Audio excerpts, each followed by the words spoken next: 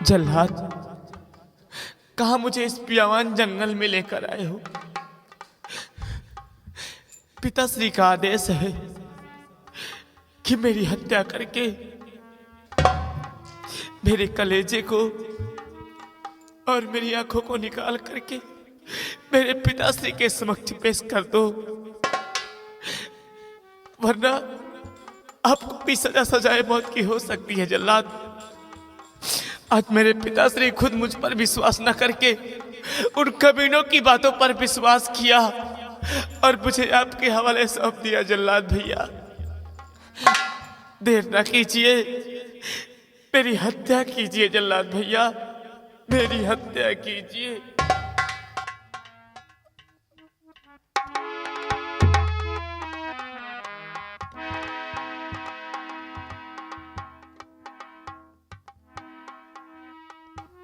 जल्लाद भैया, मैं इतना कुछ बोल रहा हूं, आप मेरी बातों का कुछ जवाब क्यों नहीं दे रहे हैं? आखिर आप मेरी हत्या नहीं करना चाहते तो मुझे छोड़ दीजिए। मैंने कुछ नहीं किया जल्लाद भैया, मुझे छोड़ दीजिए। आप आखिर कुछ बोल क्यों नहीं रहे हैं? क्या आपके मुख में जुबान नहीं है? क्या आप मेरी बातों को सुन रही हैं? आप बहरे हैं? क्या आप गूंगे हैं? जल्लाद भैया, आप गूंगे हैं? हाँ, मैं गूंगा हूं, गूंगा हूं। रामबली, तुम? हाँ, हम। लेकिन जल्लाद?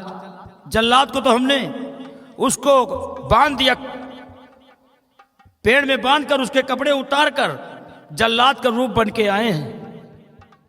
लेकिन अगर मेरे पिताश्री को यह खबर पहुंचेगी तो आपकी मौत हो सकती है। ये खबर पिता के आपको नहीं पहुंचेगी। ये खबर पहुंचाने वाला हमारे तुम्हारे सिवा यहां पर कोई नहीं है। अगर इस मौके पर हम ना जाते तो जल्लाद साला आ रहा था।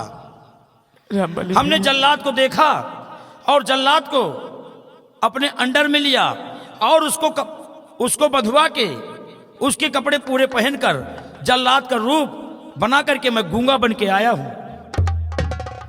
यही तो मैं इतनी देर सोच रहा हूं, क्या आखिर ये जल्लाद बोल क्यों नहीं रहा है? रामबली भैया, मैंने कुछ नहीं किया, मैंने कुछ नहीं किया। मुझ पर झूठा इल्जाम लगाया गया है, मुझे फंसाने की साजिश रची गई है। ये महामंत्री भयंकर सिंह और चाचा सेनापति देव सिंह की पत्नी राजवंती मेरे राजमहल को हड़पना चाहते हैं।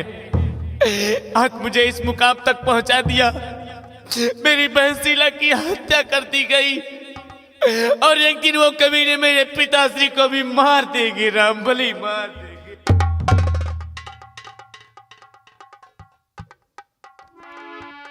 भैया गुलाब, रो नहीं, ये नसीब का खेल है, ये नसीब का खेल है। आदमी नहीं बलवान होता, समय बलवान होता है। सही कह रहे हो भैया, आदमी बड़ा नहीं होता है, समय बड़ा और समय बलवान भी होता है। तो आप देर क्यों कर रहे हैं? अभी जंगल में लेके आए हैं आपकी, हमारे रहते हुए आपकी फांसी कौन दे सकता है, हैं? आओ, डरो नहीं।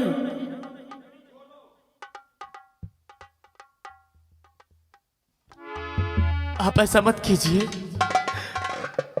वरना मेरी जगह पर आपकी हत्या हो सकती है।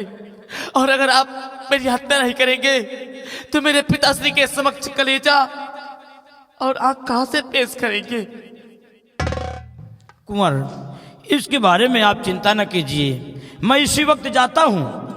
ये जो जंगल आप लोग देख रहे हैं, ये जो जंगल भैया देख रहे हैं, इसी जंगल में एक से खतरनाक शेर और चीते रहते हैं। किसी शेर और चीते का कलेजा निकाल करके जब आपके पिता की समझ ले जाऊंगा तो मुझे राज दरबार से काफी इनाम मिलेगा। 5,000 रुपया मिलेगा और 5,000 रुपया मैं महाराज से लेके रहूंगा। आपका एहसान मैं जिंदगी भर नहीं भूलूंगा। रामबली भैया, भैया आप मेरे लिए इस वक्त भगवान बनकर आए हैं। नहीं भैया, ऐसा कहकर मुझे शर्मिंदा ना करें। मैं आपका सिपाही हूँ, आपके पिता का गुलाम हूँ, आपका भी गुलाम हूँ। हाथ जोड़कर हमें शर्मिंदा मत कीजिए।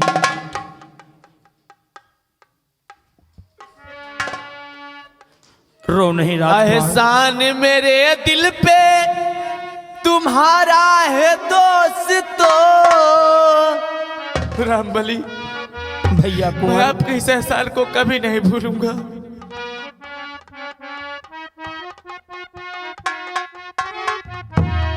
एहसान मेरे दिल पे तुम्हारा है दोस्तों, ये दिल तुम्हारे प्यार का मारा है दोस्तों।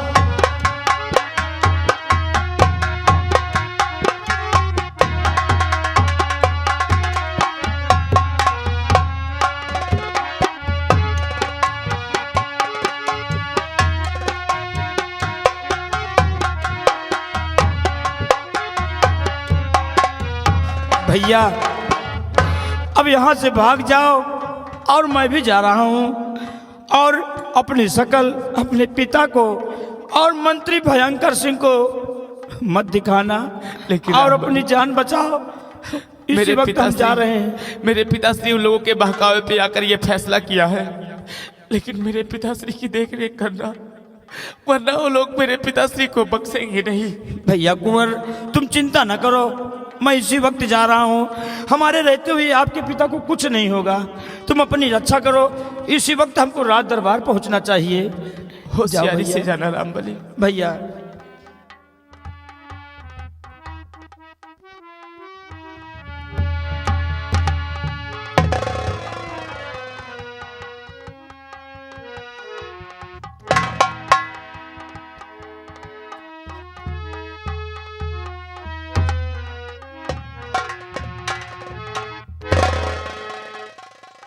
या भगवान, मैं नेपाल राज्य का युवराज गुलाब सिंह, लेकिन आज एक टुकड़ा रोटी और एक गिलास पानी के लिए तरसना हो गया है।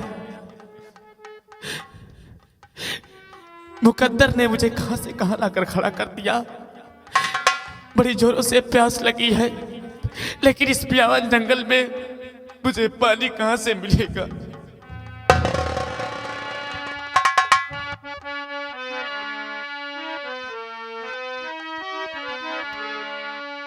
ये गजल है ना गीत है यारो, ये मेरे दर्द की कहानी है। मेरे सीने में सिर्फ सवाले हैं और आंखों में सिर्फ पानी है।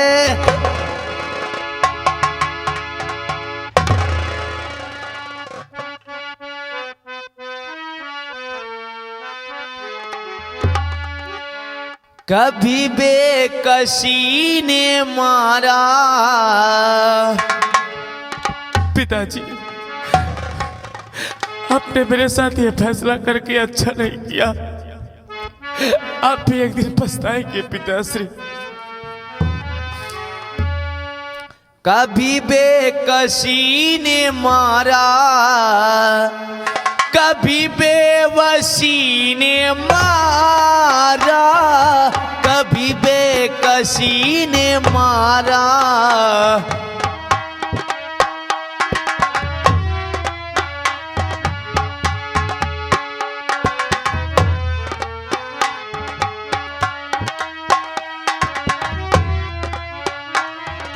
कभी बेकसी ने मारा, कभी बेवसी ने मारा, कभी बेकसी ने मारा।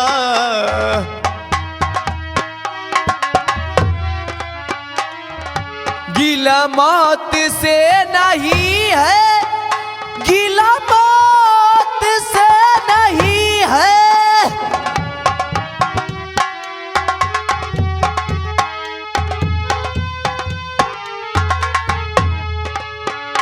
गीला मौत से नहीं है मुझे जिंदगी ने मारा, कभी बेकसी ने मारा, कभी बेवसी ने मारा, कभी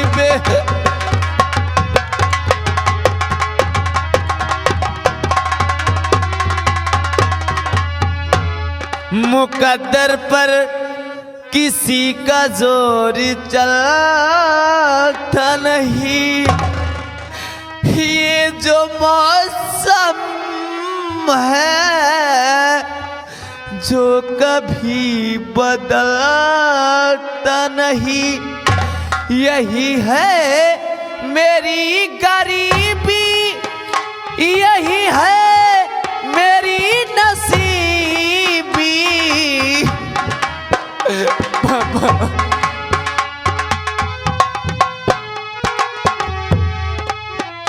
यही है मेरी गरीबी, यही है मेरी नसीबी।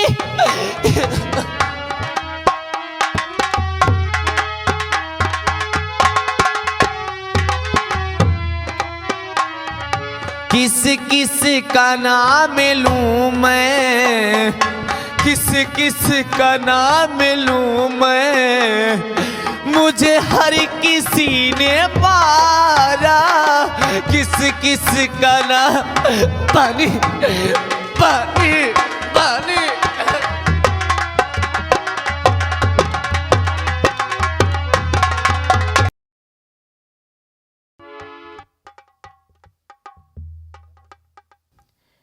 ये जो आप लोग जेल देख रहे हैं, ये जेल महाराज सूर्य प्रताप सिंह की बनवाई हुई पुरानी जेल है। इसी जेल में सेनापति देव सिंह बंद है और मंत्री का आदेश है, मंत्री भयंकर सिंह का आदेश है कि सेनापति देव सिंह को खाना और पानी नाश्ता कुछ न दिया जाए। लेकिन आज हमारी इच्छा कहती है, बेचारा कई दिन से जेल में पड़ा हुआ है, मैं यहाँ का सिपाही हूँ, लेकिन आज हमारी इच्छा कहती है कि सेनापति को जेल से बाहर निकालूं और दो चार बातें करूं। ना जाने क्यों आज मेरी इच्छा कह रही है। इसी वक्त सेनापति देव सिंह को हम जेल से बाहर लाएंगे और कुछ सच्चाई पूछेंगे। इसी वक्त हमें जेल के अंदर जाना चाहिए।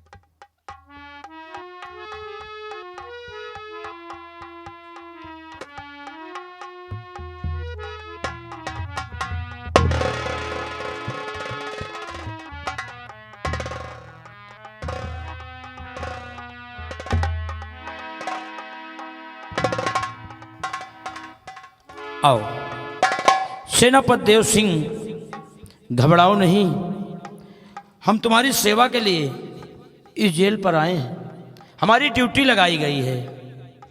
क्यों नहीं जेलर साहब? आज तुम्हें इस जेल में काफी दिन हो गए, कई दिन से भूखे प्यासे हो। आज ना जाने क्यों हमारी इच्छा है तुमसे कुछ बातचीत करने की। पूछिए जेलर साहब, आप मुझसे कैसी बातें करना चाहते हैं? ये बताओ सेनापति देव सिंह, साफ साफ बताओ, तुमने महाराज की इकलौती बेटी राजकुमारी शीला का खून किस लिए किया? जेलर साहब, आपको क्या लगता है कि ये सेनापति देव सिंह राजकुमारी साहिबा की हत्या कर सकता है? नहीं जेलर साहब, मैंने महाराज का नमक खाया है, जो मेरे बदन में लहू बनकर मेरे रोम रोम में दौड़ रहा है, मैं महाराज के समक्ष कैसे नमक हरामी महाराज के साथ कर सकता हूँ। मैंने राजकुमारी साहिबा को नहीं मारा है, मैंने राजकुमारी साहिबा को नहीं मारा है जेलर साहब। लेकिन हम कैसे विश्वास करूं, लेकिन हम कैसे विश्वास करूं कि तुमने महाराज की इकलौती बेटी राजकुमारी शीला का खून नहीं किया। और हमने देखा कि तुम्हारी पत्नी भी कह रही थी कि हमारे पति ने राजकुमारी शीला का खून किया है। सही कहते हैं जेलर साहब। जब खुद मेरी पत्नी राजवंती ने महाराज के समक्ष ये बयान दिया है कि मैंने राजकुमारी साहिबा की असमत लूटकर उनकी हत्या किया है, मैं हैरान हूं तो सिर्फ इस बात पर कि मेरी पत्नी ने सम्राट के समक्ष ऐसा बयान क्यों दिया। जबकि कोई भी पत्नी की नजरों के समक्ष अगर उसका पति एक बार ऐसा गुनाह भी कर जाए, हाँ साहब, तो किसी भी अदालत किसी भी मुकदमे या तारीख पर जाकर वो कभी भी किसी अदालत में यह गवाही नहीं दे सकती है कि मेरे पति ने मेरे समक्ष ऐसा कार्य किया है।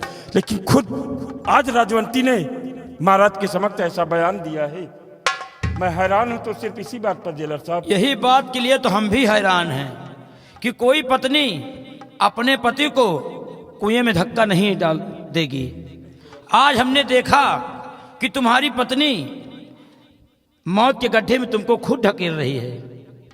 साफ मुझे जाहिर हो रहा है, साफ मुझे जाहिर हो रहा है कि आपको फंसाया जा रहा है, आपको फंसाया जा रहा है। इसलिए सर, इसी वक्त ये हथकड़ी हम आपकी खोलना चाहते हैं और इस जेल से भगाना चाहते हैं। लेकिन जेलर साहब, ये सेनापति देव सिंह अपने प्राणों की रक्षा करके आपके प्राणों को संकट में नहीं डालना चाहता है। अगर आप मुझे इस जेल से आजाद कर देंगे तो सम्राट व महामंत्री भयंकर सिंह मेरे स्थान पर आपको फांसी दे देंगे। साहब, हमें बारे में आप चिंता न करो, हमने बचने का उपाय खुद सोच लिया है। जब आप इस जेल से चले जाएंगे तो मैं भी इस जेल में ड्यूटी नहीं करूंगा, मैं अपना ट्रांसफर करवा लूंगा या तो इस जेल से मैं भी भाग जाऊंगा।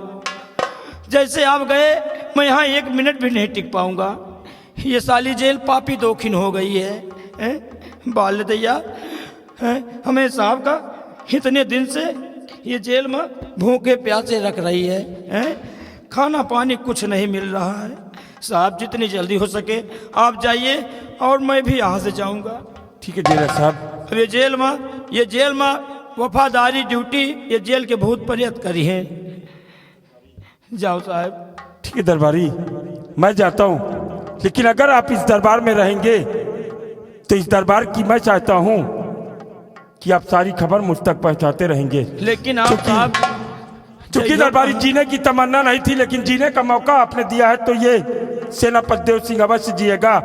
लेकिन आज से नेपाल राज्य का मैं सिरसा सेनानायक देव सिंह नहीं बल्कि किसी नेपाल राज्य के बिहड़ में जाकर अपने आप को डाकू विकराल सिंह के नाम से विख्यात करूंगा। और जब कभी भी आपको मिलना होगा, काली घाटी के पास में जो दुर्गे माँ का मंदिर है, उसी मंदिर की अगर आप घंटी 3 बार बजाएंगे तो मैं उस घंटी की आवाज सुनकर आपके समक्ष उपस्थित हो जाएगा। साहब, आप चिंता न करो, इस नेपाल देश की पूरी खबर हम आपको हटाते रहेंगे। एक हफ्ते में हम आपसे मिलने के लिए आएंगे। ठीक है दरबारी, तो अब मुझे जाने की अनुमति। जाइए साहब, जाइए। नमस्कार साहब।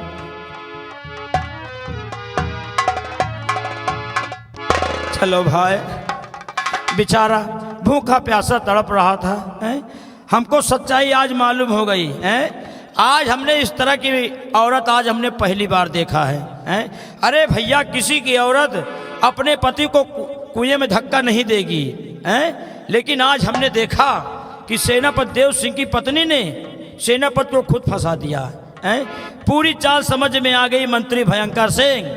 अभी जेल में ड्यूटी हम भी नहीं करेंगे, ये जेल ये छोड़कर हम जा रहे हैं और पूरी खबर हम सेनापति देव सिंह को देते रहेंगे। अब हम चलते हैं, ये जेल में भूत प्रेत नौकरी करेंगे, अब इस जेल में मैं ड्यूटी नहीं करूंगा। अब चलता हूँ। जय राम। दादा देखो ये जेल का। नमस्कार। राम राम।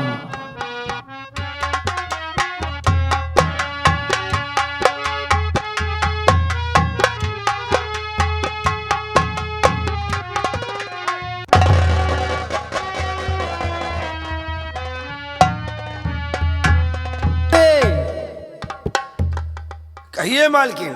अरे वो जो बुलबुल थी, बुलबुल? हाँ, वो कहाँ है? वो बुलबुल है। कहाँ? उसको रेखा बाई पहना ओढ़ा करके सजा बजा करके अपने कमरे में रखी हुई है। अरे रेखा बाई को बुला लो।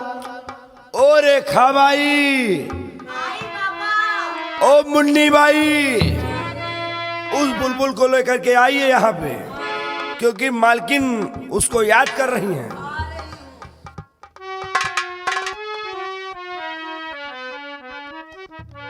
आदाब मालिक।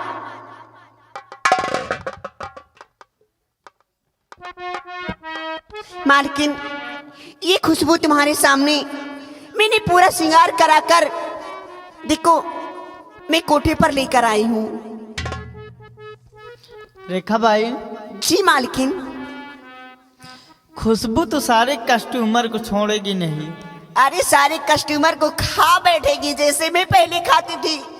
अब मेरा धंधा इससे चलेगा। अरे कुछ नाचना गाना सिखाया? सिखा दिया है पूरी तरह से। पूरी तरह अरे से? क्या? चलो ठीक है। इसको तो अभी जो नहीं आता उसको बाद में सिखा दूंगी। ठीक। ठीक है, बैठो बैठो मालकिन, आओ बैठते हैं। इसने जो तुमको फेल कर दिया रेखा बाई। हमें फेल करने वाला कोई है नहीं। देखो, अगर मेरी बुराई करोगे ना, मैं तेरा गला काटूंगी। अरे मैं कह रहा हूँ और बुराई नहीं कर रहा हूँ। वैसे अब जम रही है, इधर आइए। नाचना आता है? अभी नहीं। अभी नहीं आता मुझे नाचना। गाना गा लेती हो? इतने दिन हो गया, तुम्हें यहाँ कैसे लग रहा है? अच्छा लग रहा है? नहीं। अच्छा नहीं लग रहा? कह रही नहीं, मुझे तो यहाँ अच्छा नहीं लग रहा है, लेकिन अब तुमको यहीं रहना है। अब अच्छे अच्छे गाना सुनाइए और अच्छे अच्छे ठुमका लगाना चाहिए। चलिए तैयार हो जाइए, क्योंकि कस्टमर भी आने का, कस्टमरों का समय हो गया है और तुम्हारे साथ में हमारा भी दिल बहलता रहेगा। लगाइएगा कोई ठुमका।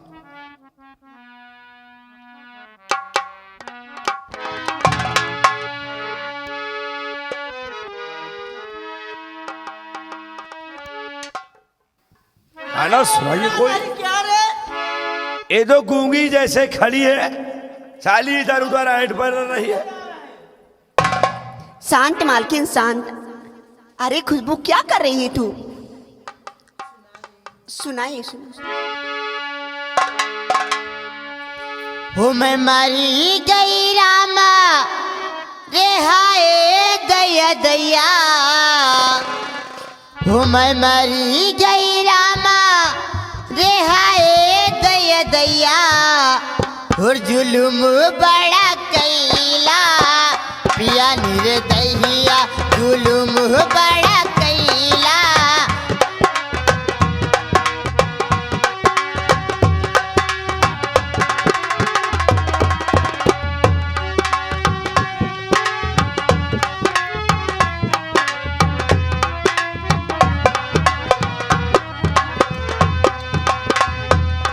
मैं मरी गई रामा रे हाय दया दया।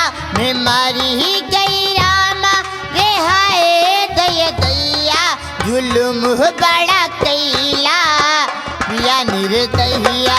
जुलुम बड़ा कैला पिया निर्दयिया।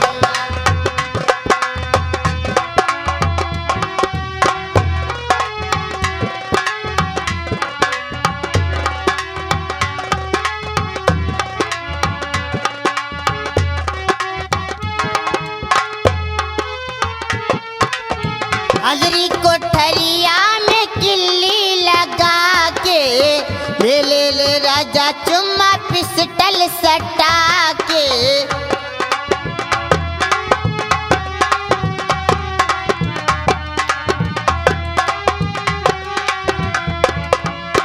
अंदरी कोठरिया में किल्ली लगा के ले राजा चुम्मा पिस्टल सटा के।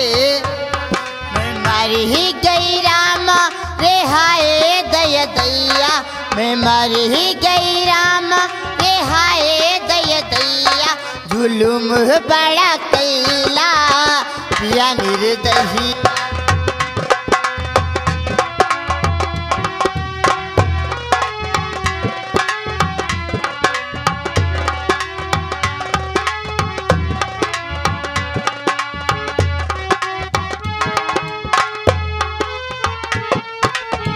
मरी गई रामा रे हाय दया दैया मैं मरी गई रामा रे हाय दया दैया जुलुम बड़ा कैला पिया निर्दयिया जुलुम बड़ा कैला पिया निर्दयिया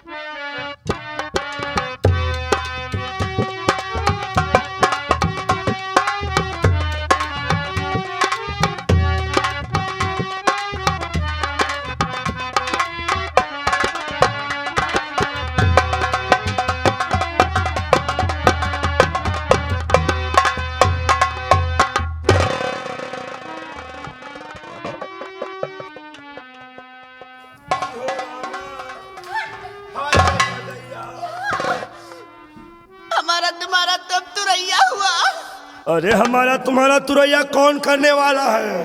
खुशबू भाग गई।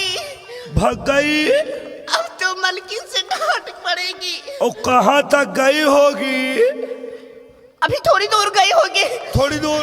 वो कोठे से उतर रही होगी। कोठे से? हाँ। अरे तो बताओ मलकिन से। मलकिन, मलकिन गजब हो गया, गजब हो गया, मलकिन गजब हो गया। हाँ गजब हुआ। खुशबू भाग गई। अरे बाबा मैं तो मर जाऊंगी। तुम कहाँ थी रे? मैं यही थी, वो खुशबू को देख रहा था। मैं तो यही थी शॉपिंग कर रही। अरे बाबा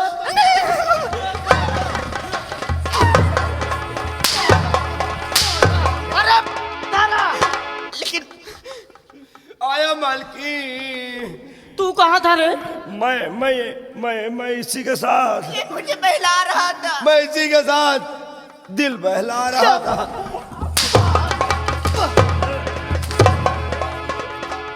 मार्केट तब भी भाग गई। अरे उसको पकड़ो नहीं, मेरा तो कोठा सीज हो जाएगा। कोठा सीज करके गई। इधर गई रे? ये कहाँ थी? ये बुलबुल वो साइड वाले कोठे से उतर रही होगी। अरे चलो बाबा।